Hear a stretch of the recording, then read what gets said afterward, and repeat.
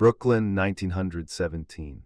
Al Capone was 18 years old, working as a bartender at the Harvard Inn on Coney Island when Frankie Yale walked into his life and changed everything. Yale was 35, already a legend in Brooklyn's underworld. He ran the 5 Points gang, controlled gambling and prostitution across half the borough, and carried himself with the easy confidence of a man who knew exactly how much power he held. Women noticed him when he walked into a room. Men either wanted to be him or feared becoming his enemy. He wore expensive suits that fit perfectly, drove a new car every year, and had politicians and police captains on his payroll. He was everything young Al Capone aspired to be. He was also the man who would teach Al Capone everything he knew about the criminal life, and the man Al Capone would eventually have killed. But in 1917, they were just mentor and student. Yale saw potential in the young tough with the quick temper and quicker fists. The kid had taken a knife to the face in a bar fight just weeks earlier, 3 parallel scars that would earn him the nickname Scarface, and instead of backing down had nearly beaten the man to death. That kind of rage, channeled properly, could be useful. More than that, the kid was smart, watched, listened, learned. Capone saw in Yale a father figure, someone who believed in him when his own father had written him off as a street thug with no future. Gabriel Capone had wanted his son to be a barber or a bookkeeper, something respectable. The disappointment in his eyes whenever he looked at Al had cut deeper than any knife ever could. But Yale looked at him with pride, with expectations Capone wanted desperately to meet. "You're wasting yourself here," Yale told Capone one night after the bar closed.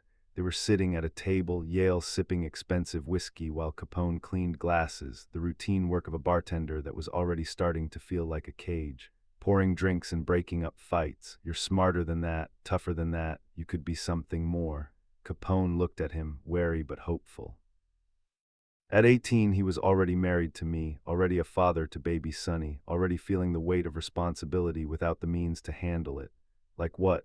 "Like me," Yale said simply. "Work for me. I'll teach you the business, the real business, how to make money, how to command respect, how to survive in this life." He leaned forward, his voice dropping to something almost intimate. How to be powerful, how to be someone. But remember, Capone felt something shift in his chest. This was what he'd been waiting for without knowing it. A path, a future that didn't involve cleaning up other people's messes for pennies. "When do I start?" Yale smiled, and it was warm, genuine, proud. "You already did." For the next 3 years, Capone worked for Yale, learning everything. How to run numbers, how to collect protection money without starting wars, how to bribe the right cops and politicians, how to use violence strategically, not emotionally. Yale was a patient teacher, and Capone was an eager student who absorbed every lesson. More than that, Yale became the father Capone had always wanted. Encouraging where Capone's real father had been dismissive, proud where his father had been ashamed. When Capone got me pregnant and needed to support family, Yale raised his salary. When Capone got into fights that drew too much attention, Yale protected him from the consequences. "You're like a son to me," Yale told him once, and Capone felt something warm and fierce in his chest. This was family, this was loyalty, this was love. And then in 1920, Yale made a decision that would eventually cost him his life. He sent Al Capone to Chicago. Johnny Torrio, Yale's old partner, was expanding operations in Chicago and needed someone he could trust to help run things. Someone smart, tough, ambitious. Yale recommended Capone without hesitation. "Chicago's where the real money is," Yale told Capone. "Prohibition's coming. The whole country's going to want illegal booze, and Chicago's going to be the center of it. Torrio needs good men. Go there, learn from him, build something." Capone didn't want to leave. Brooklyn was home. Yale was here. Me and baby Sonny were here. But Yale insisted, and Capone had never learned to say no to his mentor. "I'll miss you," Capone said the night before he left. "You'll make me proud," Yale replied. "Go build an empire, and when you do, remember who taught you how." So Capone went to Chicago, worked for Torrio, learned the bootlegging trade, and when Torrio retired in 1925, took over the entire operation. By 1926, Al Capone controlled most of Chicago's illegal alcohol trade, making millions of dollars a year. He'd built the empire Yale had told him to build, and he never forgot who taught him how. Throughout the 20s, Capone and Yale maintained their relationship, business and personal intertwined. Capone would order whiskey shipments from New York. Yale controlled the ports, could get the best Canadian imports, and Yale would arrange the deliveries.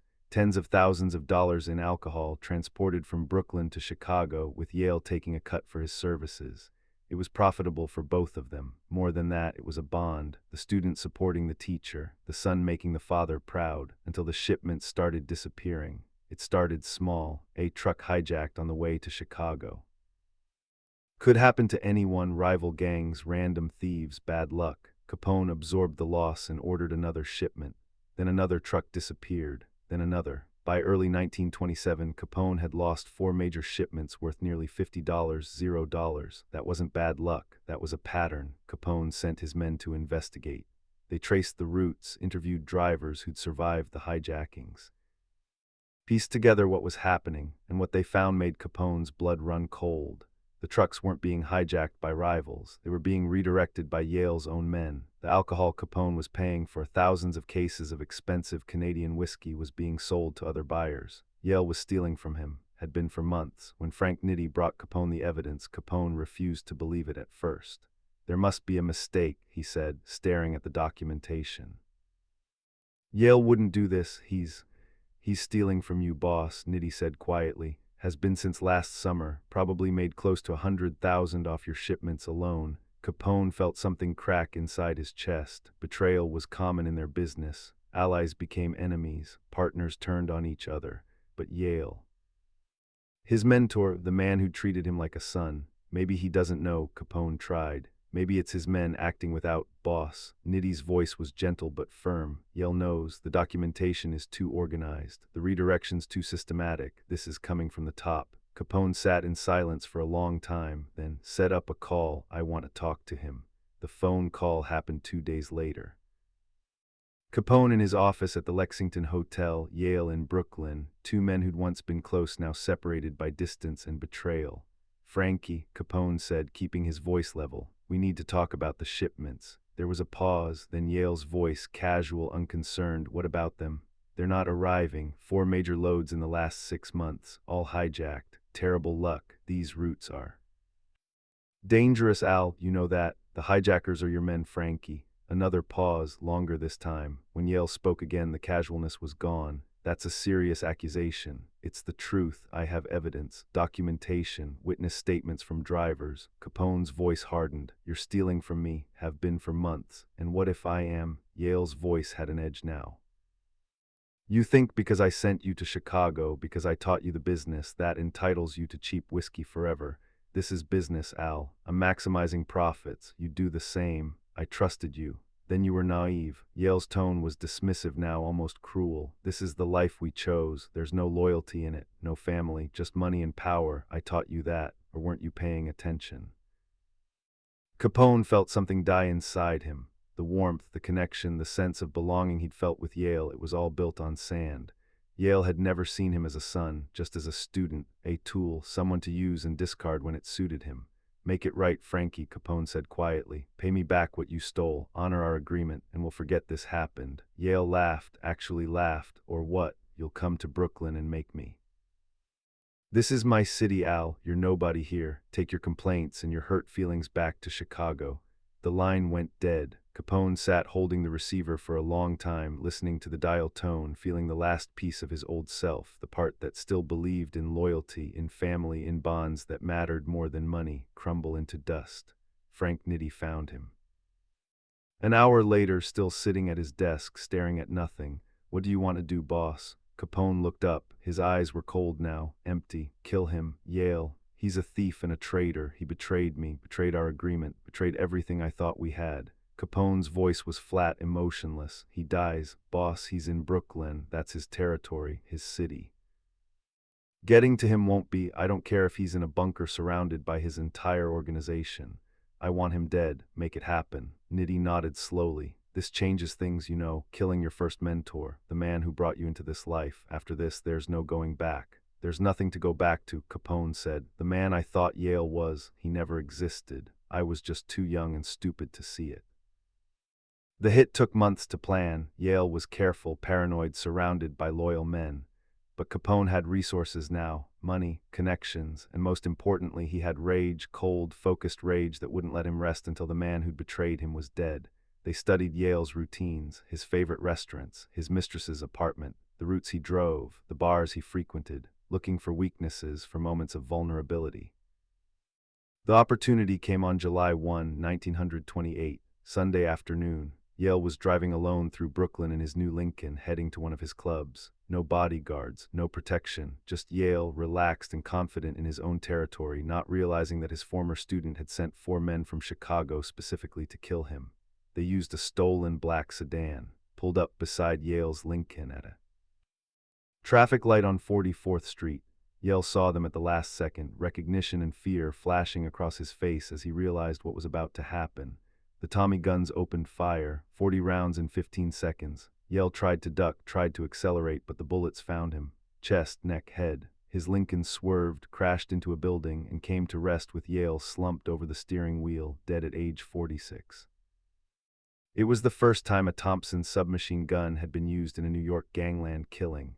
The newspapers called it brutal, excessive, a new level of violence. They didn't know it was also personal. When word reached Capone in Chicago, he was in his office going over ledgers. Nitti delivered the news carefully, watching for Capone's reaction. "It's done. Yale's dead." Capone nodded slowly, didn't smile. Didn't celebrate, just nodded. "You all right, boss?" "I'm fine." But Capone's hands were shaking slightly. He just ordered the death of his first mentor, the man who taught him everything, the man he once loved like a father. "He betrayed you," Nitti said quietly. "You did what had to be done." "I know." Capone's voice was hollow. "That's what makes it worse, knowing it had to be done, knowing that in this life nothing is sacred, no relationship is permanent.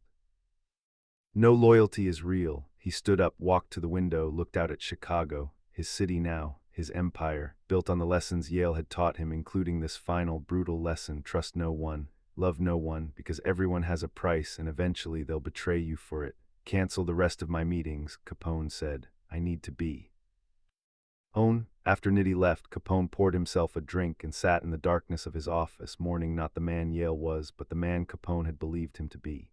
The father figure who'd never really existed except in a naive young man's imagination. Yale's funeral was lavish, $50, $0 spent on flowers, a bronze casket, a ceremony that drew thousands. His organization mourned him as a fallen king. The newspapers eulogized him as a Brooklyn legend. Capone didn't attend, didn't send flowers, didn't acknowledge Yale's death publicly at all. As far as the world knew, Al Capone and Frankie Yale had simply drifted apart. Their business relationship ended amicably. Only a few people knew the truth: that Capone had ordered the hit, that the student had killed the teacher, that the bond between them had ended not in respect or nostalgia, but in blood and betrayal. The killing changed Capone in ways that people around him noticed but couldn't quite articulate. He was harder after that, less trusting, more paranoid. The charm and warmth that had made him likable even to enemies began to fade, replaced by cold calculation. He'd already been ruthless, but now he was something more, genuinely dangerous, because he'd learned the final lesson Yale had inadvertently taught him: that in this life there are no sacred bonds. No relationships that can't be ended with violence, no love that trumps self-interest. If he could kill the man who'd been like a father to him, he could kill anyone. In the years that followed, Capone's empire grew even larger. He became more famous, more powerful, more notorious. But those who knew him before 1928 and after noticed the difference. The old Al, the one who'd laughed easily, who'd believed in loyalty, who'd treated his organization like a family, was gone. In his place was someone colder, someone who understood that power required isolation, that trust was a weakness, that everyone would betray you eventually if the price was right. "Me noticed it. You're different," she told him one night. "Since Yale, you're harder." "I'm smarter," Capone corrected. "I finally understand how this works." "And how does it work?" "Everyone's expendable, everyone has a price, and the moment they become a liability instead of an asset, they die." He said it matter-of-factly, like reciting a mathematical formula.